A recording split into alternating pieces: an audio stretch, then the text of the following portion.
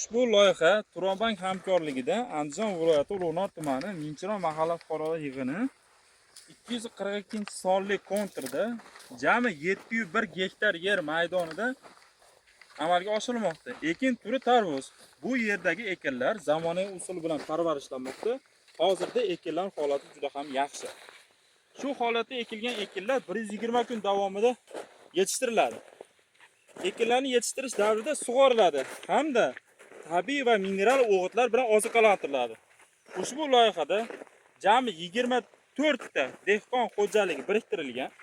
Loyihaning samaradorligini oshirish maqsadida Turon yerlari ichki kompaniyasi lider tadbirkor sifatida biriktirilgan. Ushbu yer maydoni jami 150-160 tonnagacha hosil yig'ib olish rejalashtirilmoqda. Har bir dehqonchilik daromadi o'rtacha 30-35 million so'mni to'g'ri keladi. Mazkur hosil yig'ib olingandan so'ng ikkinchi ekinga ham yuqori daromadli ekin turini ekish orqali dehqon xo'jaligi daromadlari yanada oshirish rejalashtirilgan.